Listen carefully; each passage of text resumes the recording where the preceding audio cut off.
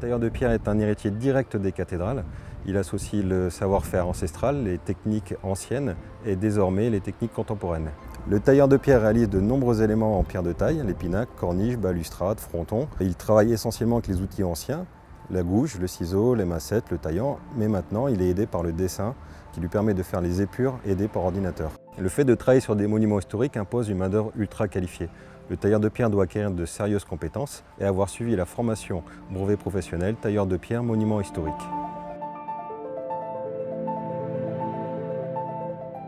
Le brevet professionnel tailleur de pierre monument historique est né à la fin de la Seconde Guerre mondiale. Son objectif était de former des personnes capables de restaurer le patrimoine architectural détruit. Et près de 75 ans après, l'objectif est atteint. La formation brevet professionnel tailleur de pierre monument historique se déroule sur une période de 2 années en contrat d'alternance, contrat d'apprentissage ou contrat de professionnalisation selon l'âge. La formation se déroule sur 2 sites. Au CFA du bâtiment Saint-Lambert, nous enseignons la technologie, l'histoire de l'art et de l'architecture, la stéréotomie, l'ADA au métier, les mathématiques et le français. Au lycée Hector Guimard sont enseignés la taille de pierre, le dessin et le relevé.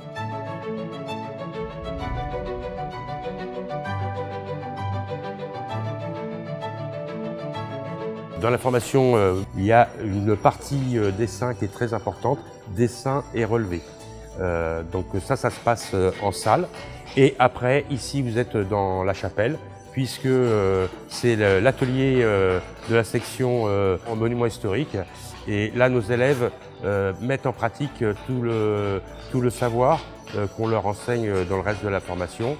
Ce qui est très important, c'est que les élèves se nourrissent en faisant des relevés in situ pour ensuite concrétiser ça à l'atelier. La formation se termine au bout des 2 années avec la réalisation d'un ouvrage collectif que j'appelle un peu comme chez les compagnons le chef-d'œuvre. Donc c'est un sujet qu'ils choisissent eux-mêmes et qui doit être la synthèse de leur formation.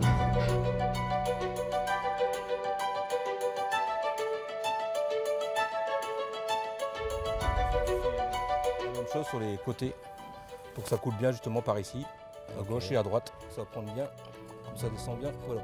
Passer une formation en taille de pierre en alternance, c'est intéressant parce qu'on rentre dans le monde du travail assez facilement, tout en apprenant beaucoup par rapport aux monuments historiques. Donc c'est une formation très complète qui allie la théorie qu'on voit en cours et la pratique en entreprise. Mon objectif à moi, c'est vraiment de devenir un tailleur de pierre dans les monuments historiques parce que c'est un métier qui est manuel, artistique, plein d'avenir, qui se renouvelle tout le temps. Et il allie vraiment le savoir-faire des anciens avec les technologies du XXIe siècle et plus.